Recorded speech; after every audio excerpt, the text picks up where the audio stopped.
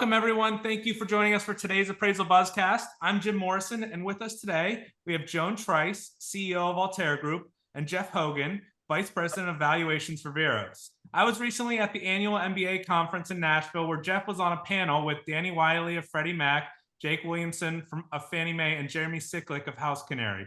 They discussed policy and tech perspectives on appraisal. So we're going to be talking a little bit about that panel and some of the other things going on in the appraisal industry and valuation. Joan, I'll hand it over to you. Thank you, Jim, and welcome, Jeff. Since today is the day after Election Day, nobody wants to talk politics, and so let's talk appraisal, because we're both much better experts on this topic, hopefully, than for sure. Than politics. So give us a little bit of background, how you got into the industry and where you are today. Yeah, that's an interesting story. I think my story is probably pretty common. I think there's other people that kind of had a similar story. I was in college. I was a finance major, probably thinking of going to something in the stock market or something like that. And actually, it was my father was getting his a property that he owned appraised, ran into an appraiser and said, "Hey, my son needs a job. Can you help him get into this, field? Of, is there some way he can get into this?" And said, "Yeah, have him call me and I can hook him up with someone." So I knew nothing about appraising. I didn't even know what an appraiser was, had no experience with appraising, and wound up taking a trainee job actually at a company called Home Savings out in Southern California that had a trainee program, and they were taking trainees on a monthly basis and training them. And basically I said, well, that sounds like a good start. It was a salary. I was going to college. I was out of college. I needed a salary. Stockbroker was more of a sales job. I needed a salary, so I was looking for something kind of stable. They actually gave you a company car back in those days. This is a long time ago. Wow. Yeah. So it was kind of a no-brainer for me at that time. And I said, well, this is something I can do for maybe a year or two till I figure out what I want to do with my career, and I'll try this appraising thing for a little while. And here I am 30 plus years later, still waiting for some other thing to do.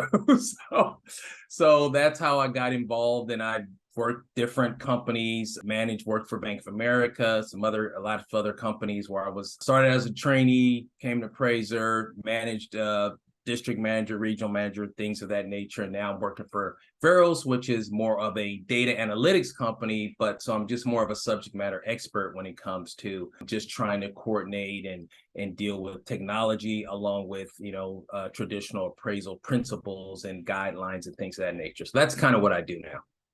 Yeah, you had a similar path that I had. I started life at a savings and loan. I kind of did it backwards. I started with commercial and ended up in residential. I found actually residential to be more stimulating than commercial. I think there's a lot of commercial guys who would argue with me, but I would win that argument because commercial is just so generic and it's frankly kind of easy.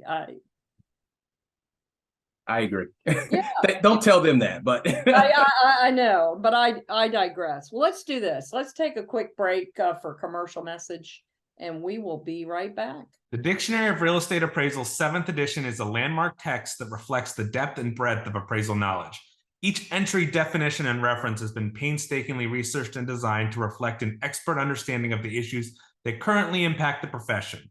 The new dictionary is an essential, authoritative resource for all appraisers. To purchase, visit appraisalinstitute.org/dictionary7. So, Jeff, I understand on the panel at MBA, you also talked a little bit about the supervisor gap and the difficulty trainees have entering the field. I wasn't there, so share with us what that discussion looked like. Yeah, so it came up as kind of a subtopic as we were talking about things related to, appraisal bias and diversity and those kinds of things. And it kind of came to the forefront because, as you know, the industry has not been very diverse, and it has not had a lot of new blood coming into it recently. There are more people probably going out. The average age is between 50 and 60 years old. So there's a lot of things that in the industry that probably need to be looked at. And so one of the things was related to bringing in trainees. And as you know, one of the issues, there's several issues with the, there's kind of some barriers to entry. Obviously, there's the classes you have to take, which are not, and it's kind of expensive. There's education requirements, which, are good in some degree. You need to have some knowledge, but also related to, you have to pass a test and the experience hour. So I think these things are good overall that a person comes into the industry, because it is a profession, to have experience and to have some knowledge of what they're doing and all that. But I think the way it's in our industry, unlike some others, you have to do so many of those things on the front end before you can actually start making any money.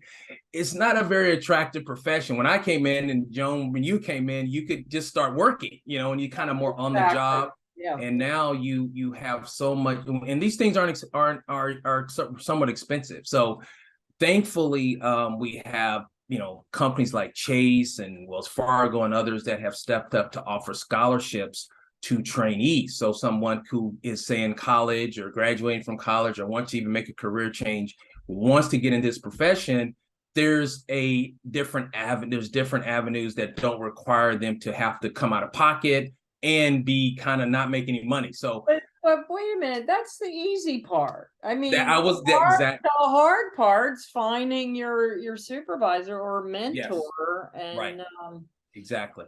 And we're in a different market than we were a few months ago when we started the conversation. So it's even going to make it more challenging. Yeah, my hat's off to these lenders who have stepped up, because like you, me, and many other of my friends started out at either a bank or a savings and loan. And we've also destroyed the appraisal firm in the United States, where much of the training was done.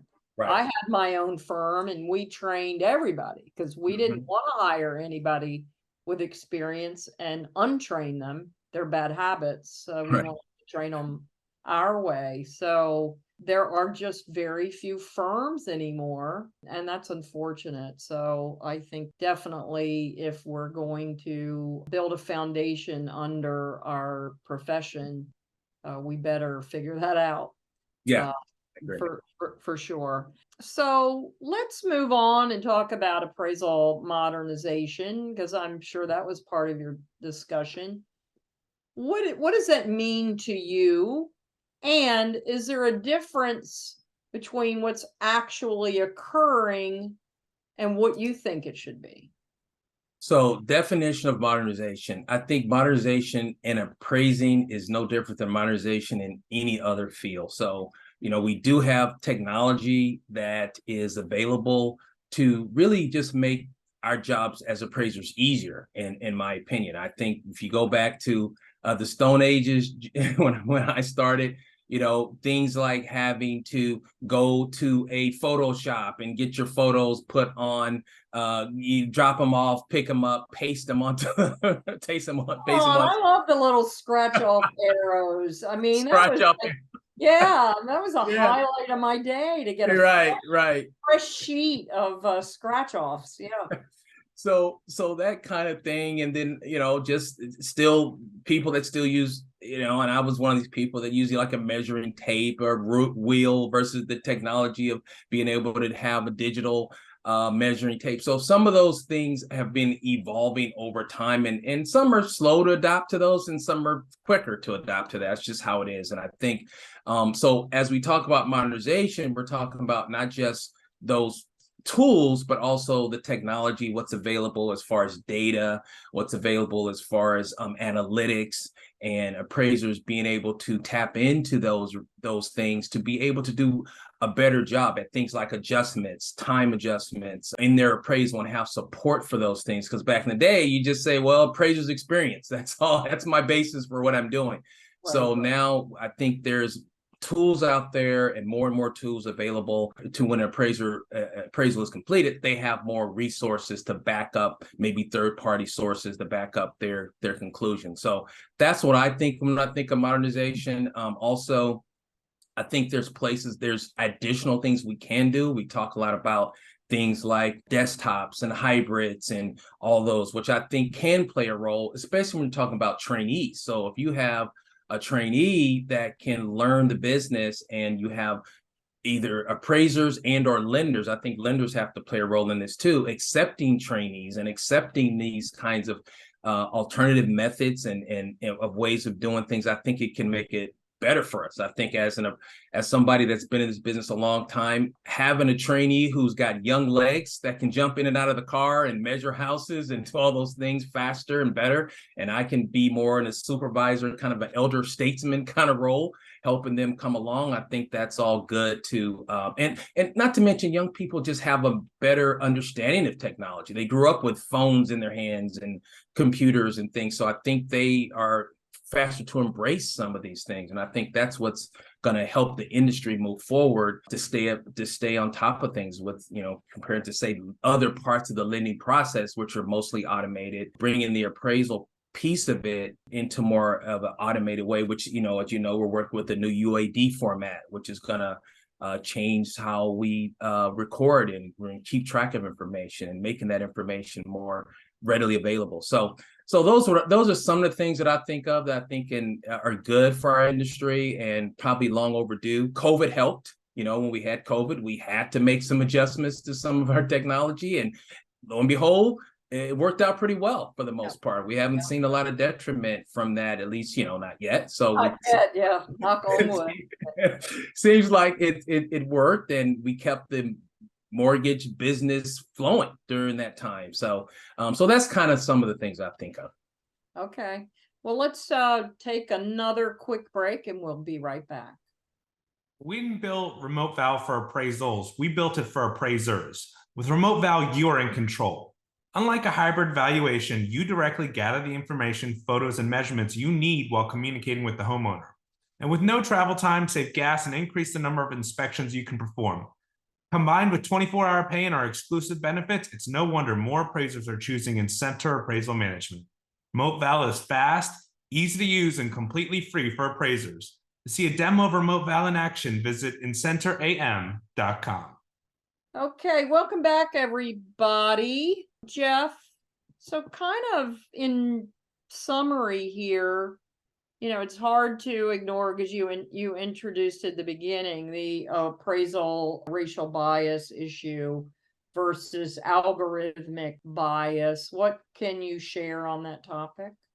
Yeah, so algorithmic bias is kind of tied into appraisal bias from the standpoint of there are some that believe that the data itself is biased, which is, to me, kind of a slippery slope, because if everything's biased, then you really can't do any real analysis. But when you look at, for example, AVM or algorithmic bias, you're talking about, does the data itself show bias? And clearly on an AVM, you're not, the AVM does not know any type of racial demographics, is blind to who the borrower is, what the neighborhood is. It's just looking at data. And I really think that that's connected to appraisal, because I think appraisers, the way I see appraisers and what I've always done appraising, I'm sure you as well, Joan, is we're just looking at market data. I don't really care who lives in the house or what the racial component of the house or the people in the neighborhood or race.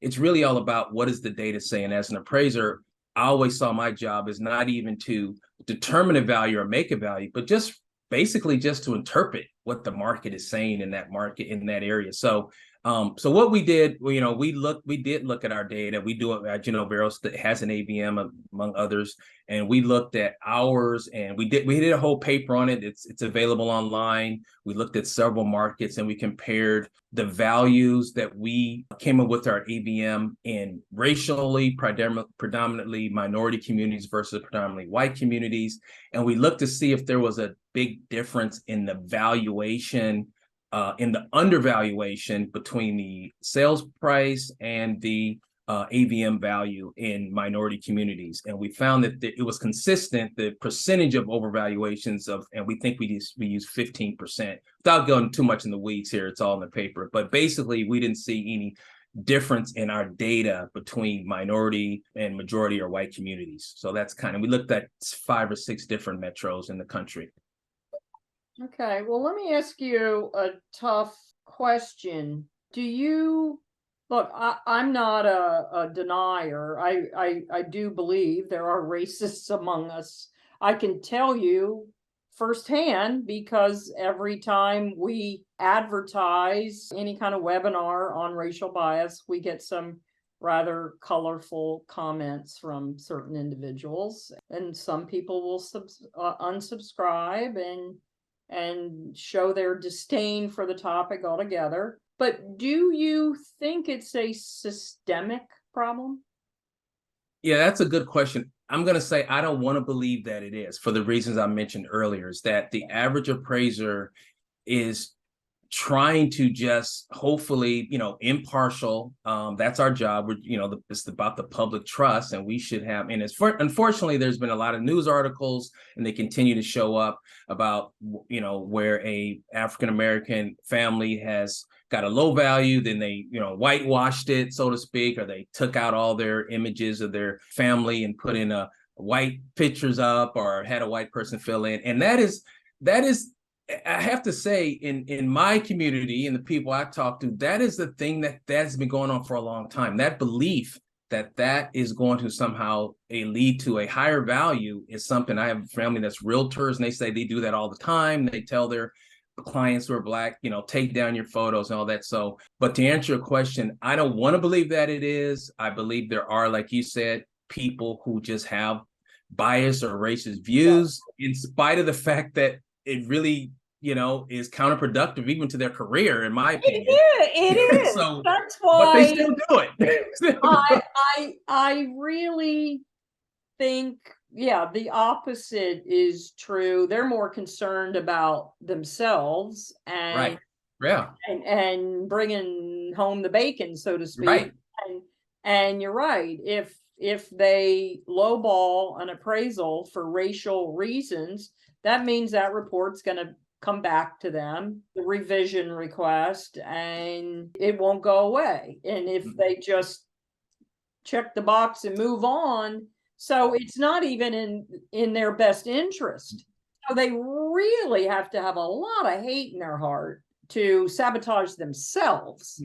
Yes. In the process. That's why I think it's not as rampant as these anecdotes that are popping out. I do think it's a problem. I don't want to dismiss the issue, and I think it doesn't help that the industry itself is somewhere between like 90% white, and has a high percent 7% male. The age is 50 to 60 years old. So just the optics of that doesn't look well. And I think that when you look at the history of things like redlining and segregation in certain areas, Black people couldn't move in, and things of that nature, I think it plays into that. So I think one of the good things about it, and I'm happy about, is our industry has taken some of these things on, and people like yourself are trying to say, look, let's do a deep dive into our own industry. Let's look at ourselves. Things like biased words, words that we've used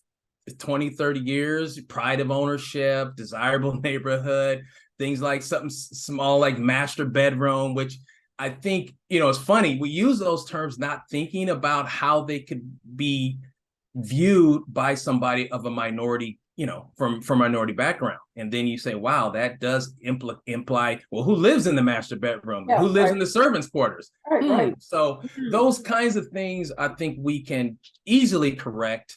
And it would, if nothing else, the optics again of, perception becomes reality, right? So the more we fight these kinds of things, I had an appraiser, a friend of mine, just tell me yesterday, the appraiser wouldn't change the term master bedroom. Well, that's just what I call it. It's like, how is this affecting you? Just say main bedroom, just primary bedroom. Right. Stop fighting all these little things that make the industry look bad. Give us a black eye. So things like that, I think we can do. And there's clearly things like unconscious bias when you go to certain neighborhoods. I told them at the MBA that, I started appraising in South Central Los Angeles, and I grew up there, and I've appraised everywhere from there to Beverly Hills to Malibu to everywhere, all over, in Southern California. And I don't have the kind of fear, so to speak, when I'm in certain communities, because I'm comfortable there, more comfortable than maybe someone else. But whether I'm comfortable or not, it shouldn't affect how I do my job, right? My job should be based on what are the sales in the market, what are comps, the basic stuff that we all do as appraising. It shouldn't matter. So those are some of the things I think we can do as an industry to improve ourselves. I'm very proud of my appraiser career. I've been, most of the people I work with were white just because of the industry, and they've been very helpful. I wouldn't be where I am without their support. And so I don't see that as a systemic problem within the industry. I've had some that are kind of have questionable motives, but for the most part, it's been a great experience for me. And you as a female, I'm sure, have had your challenges in this industry. So, but I think the people, if you do your job and you treat people well, I think for the most part, most appraisers are trying to do the same thing. I agree with you. They're trying to do the right thing. Well, Jeff, thank you very much for joining us today. And hopefully I'm going to see you at the upcoming CRN meeting in Sarasota, December 6th. So maybe okay. if I can get that time off. Not a commitment. I've been having a lot of travel expenses lately. So we'll see. All right, I'm going to call you. Okay. All right. You. Thank you. Appreciate it. Thank you, Jeff, and thank you, Joan. What an insightful conversation. We really appreciate your time. Thank you for our listeners for joining us and our sponsors for helping us put these on. If you have any ideas for future content, reach out to us at comments@appraisalbuzz.com. Thanks and have a great day.